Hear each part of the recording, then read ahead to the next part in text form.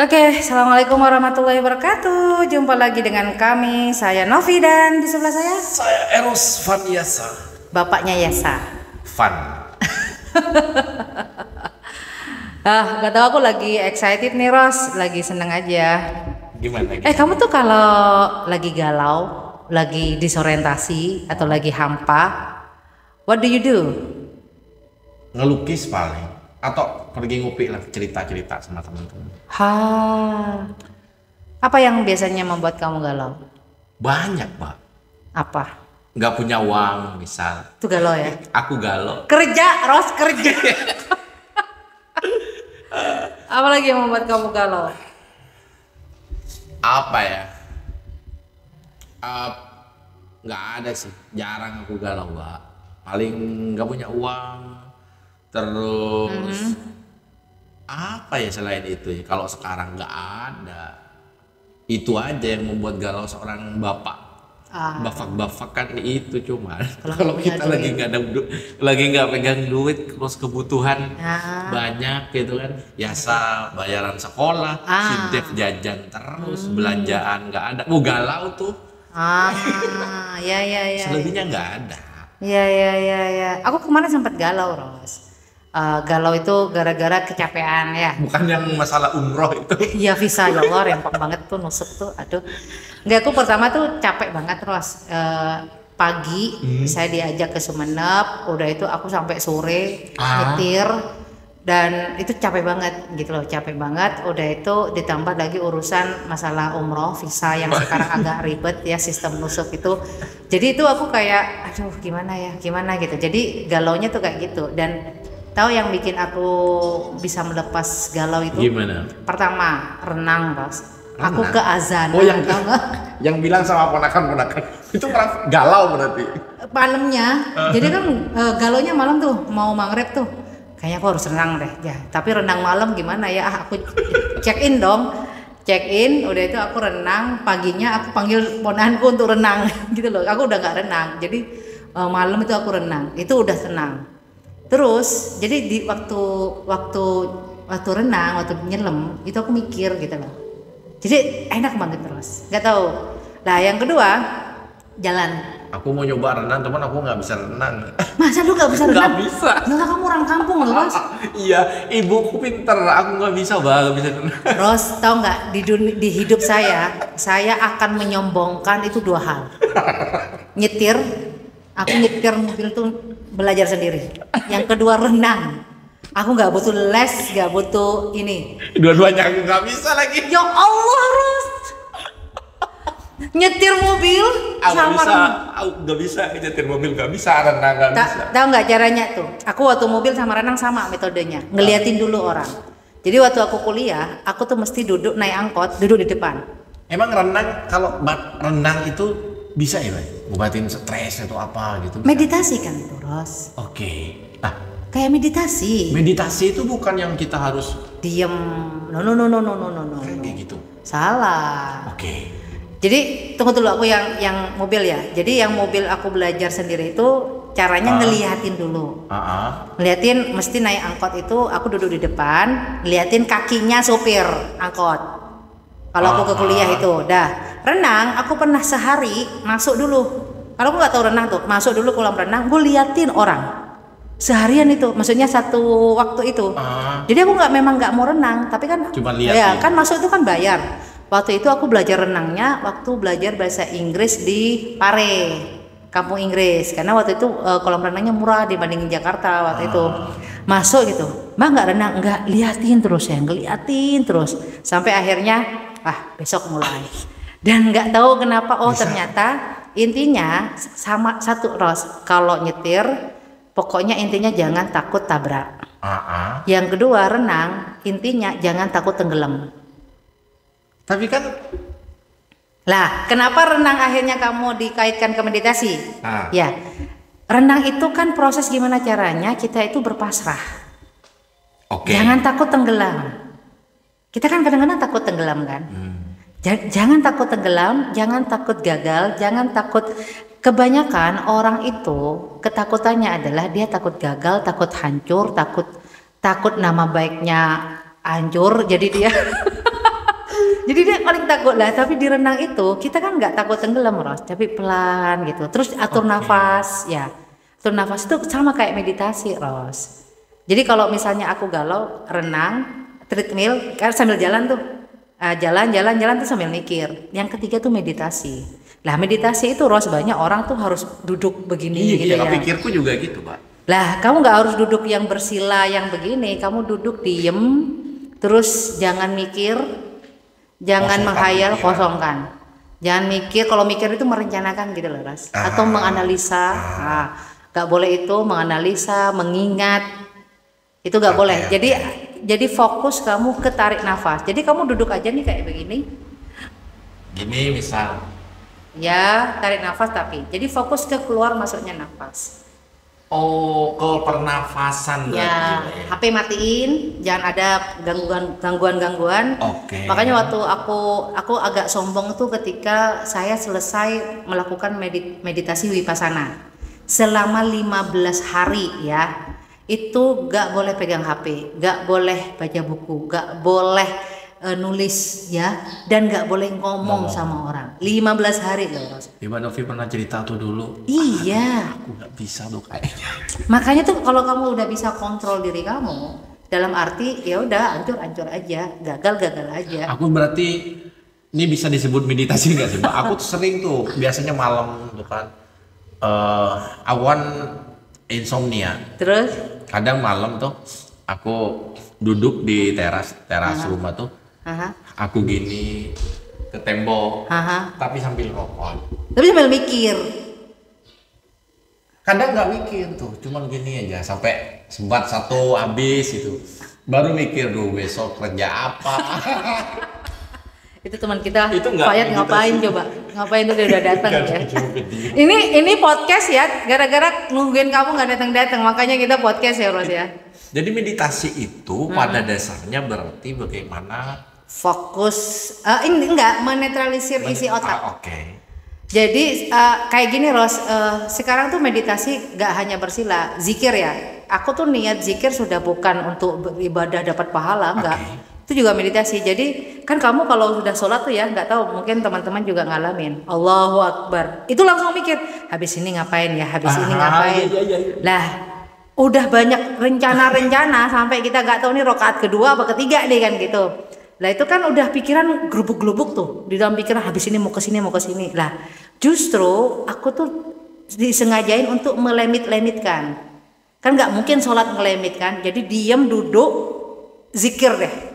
Oke. Apa aja mau dibaca untuk menetralisir isi otak dulu. Karena kalau isi otaknya langsung ini, itu malah jadi tambah panik. Habis ini aku mau ke sini, habis ini ngambil jemuran, terus ke sini gitu kan ya.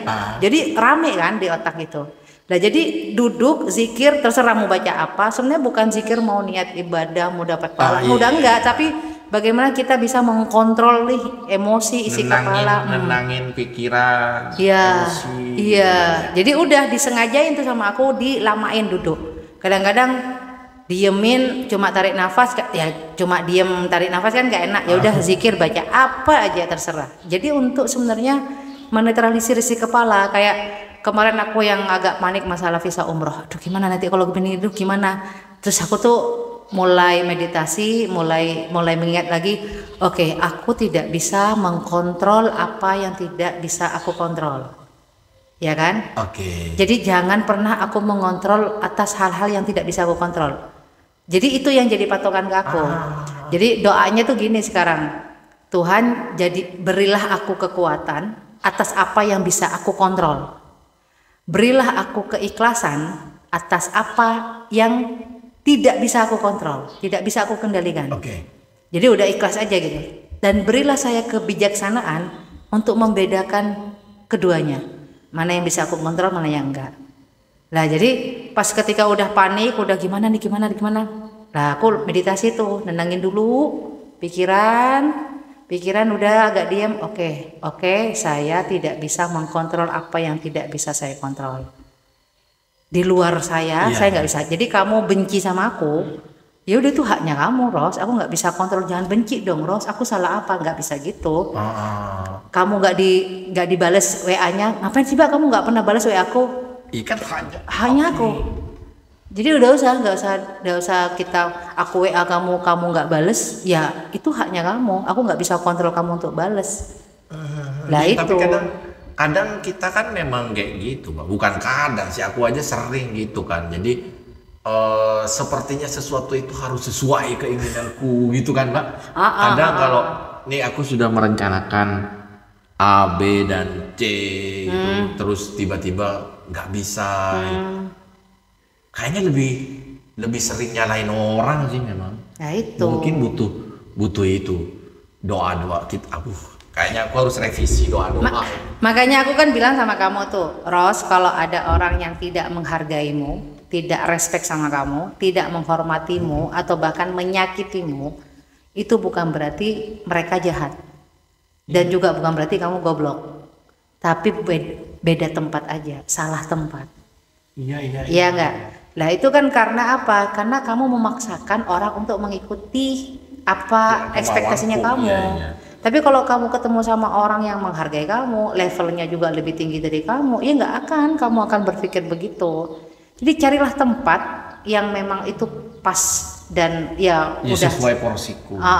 Dan setelah itu jadilah seperti mereka.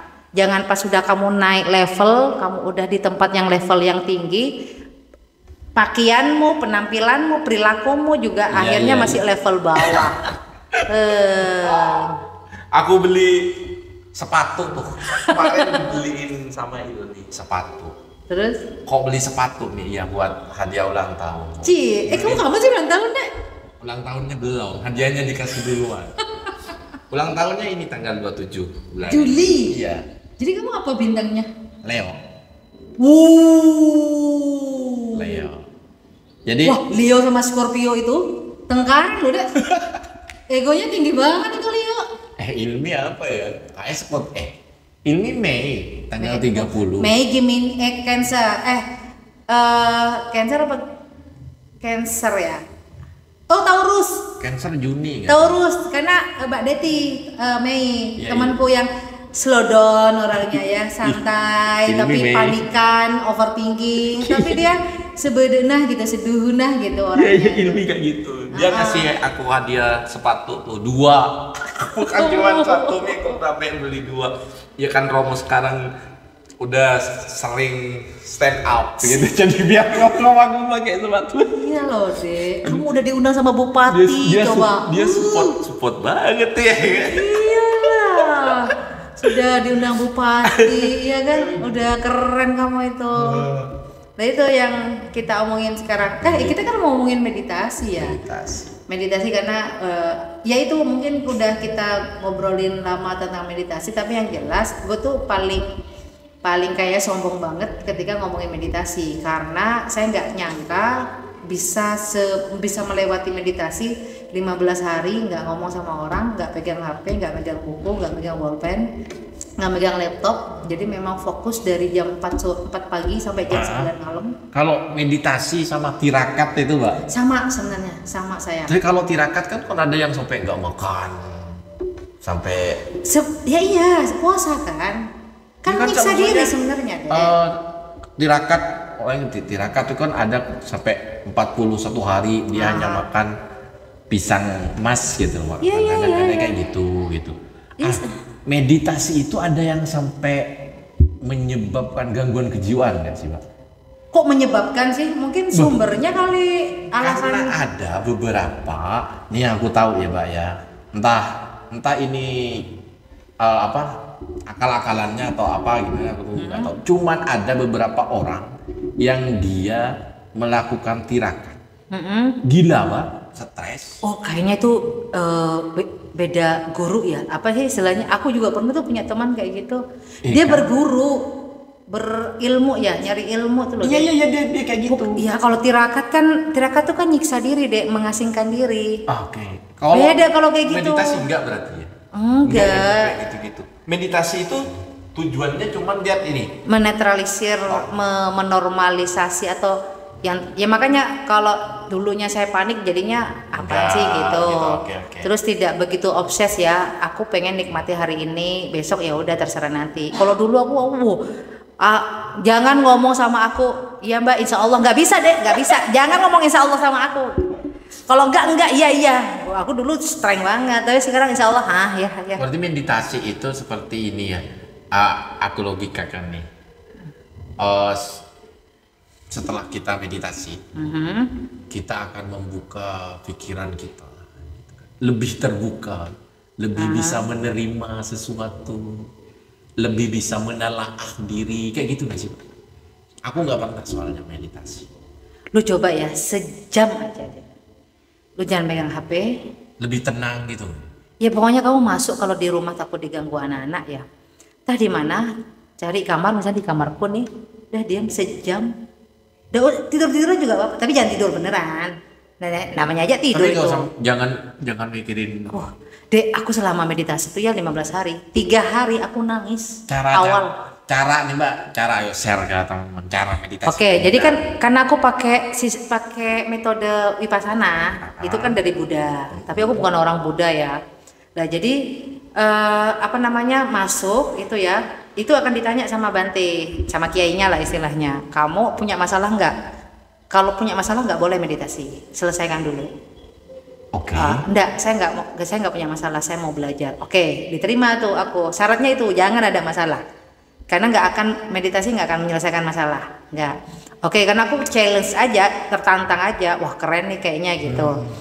Udah itu kamu siap? Ya, oke. Jangan ngomong, udah dikasih kamar, terus kasih baju, dan bajunya itu saja. Nggak boleh make up, nggak boleh apa, nggak boleh pokoknya. Cuma kalau makan juga, 1 jam tuh harus selesai deh. Mandi boleh tapi? Mandi boleh, tapi nggak boleh pakai yang parfum tuh nggak boleh. Jadi makan itu harus 1 jam. Bayangin dengan nasi yang sedikit, itu harus kita pelan, ngunyahnya pelan sampai 40 kali. Ngunyah dulu 40 kali. Satu suapan 40 kali baru ditelan. Kayak gitu-gitu. Terus dari jam 4 pagi aku pokoknya sholat subuh dulu tuh. Sholat subuh udah itu langsung ke Dhammasala itu kayak musolanya gitu. Dhammasala itu aku ngambil meditasi duduk dan berdiri. Jadi duduk selama 1 jam. Nah itu tarik nafas. Cuma karena aku Islam ya, jadi aku berzikir aja deh. Ngomong Allah. Terus kayak gitu-gitu, itu sama 1 jam. Nah 1 jam kemudian aku meditasi berdiri. Jadi setiap langkah itu ada 6 ketukan dan tidak boleh melewati kakinya. 1, 2, 3, 4, 5, 6. Terus tuh, itu selama 1 jam. Pelan deh. Maju terus jalan. Tapi ini nggak boleh ngelewatin sampai gini. Harus setengahnya. Terus lah. Habis 1 jam duduk lagi. 1 jam duduk, 1 jam jalan lagi. Terus sampai jam 11 itu makan sampai jam 12. Terus aku sholat duhur, kembali lagi duduk jalan 1 jam. Seperti itu lagi terus ulang-ulang. Terus baru nanti waktunya sholat ya sholat. Udah waktunya tidur ya udah tidur deh. Waktunya tidur jam 9. Nah itu kan karena nggak terbiasa ya, aku tuh 3 hari berturut-turut tuh nangis deh, nggak tahu pokoknya keluar aja air mata, mikirin yang masa lampau. Nangisnya itu karena berat melakukan itu, atau kayaknya ada rasa bersalah, ada rasa ingatan-ingatan masa lalu tuh muncul. Aku kan pernah marah sama orang tuaku, terus aku pernah, pokoknya semuanya deh itu keluar sendiri. Keluar sendiri, aku nangis 3 hari berturut-turut, tapi setelah 3 hari deh. Segernya minta ampun. Sampai Bante, wah keren banget kamu, karena nggak ada orang yang niat mau meditasi Vipassana itu mesti gagal di 3 hari awal, entah hari kedua itu udah. Padahal waktu itu ya deh, ada aku barengan sama orang laki-laki itu sudah meditasi itu, besoknya pulang. Malah mulai kata saya. Masalahnya terlalu berat. Dan aku tuh sampai 2 minggu tuh kataku udah keren banget. Maksudku, wah gila ya gue bisa ngelakuin itu. Tapi ya 3 hari itu hancur deh.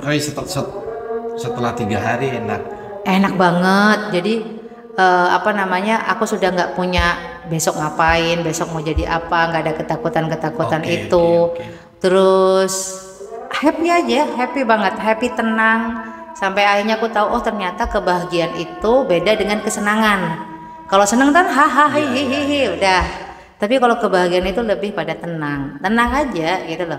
Lo mau hancur, makanya aku bilang kan waktu kasusnya kamu, Dek, seandainya gue hancur, gue gagal, it's okay. Ayo kita bangkit lagi.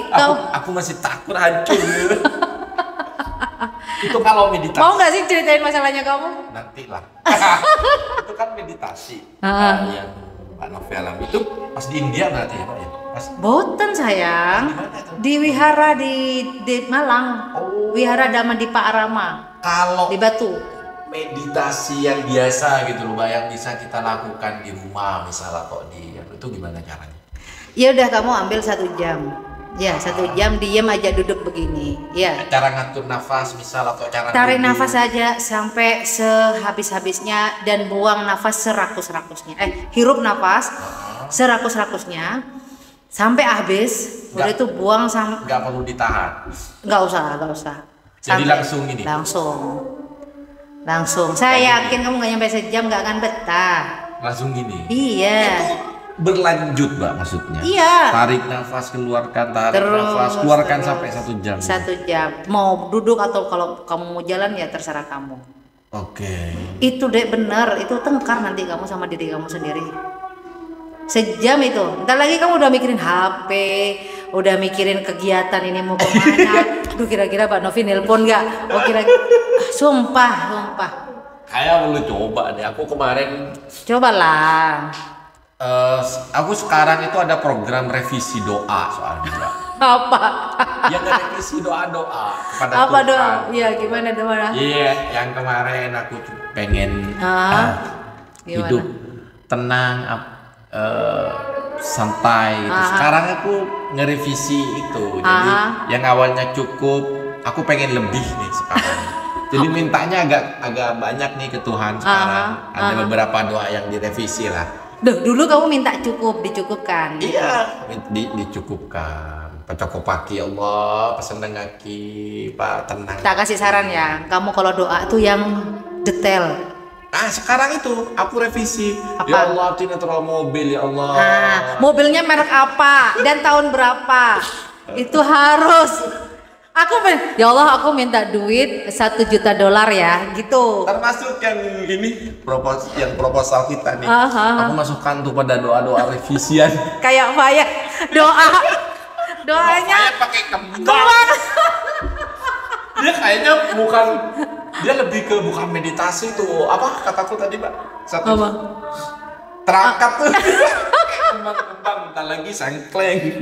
Lah iya. Ya kita revisi doa lah bersama-sama. Kita undang Fayat yuk untuk ngobrol yuk, dan kita tutup dulu video ini. Nanti kita ngobrol lagi sama Fayat tentang proyek kita bertiga. Oke, see you.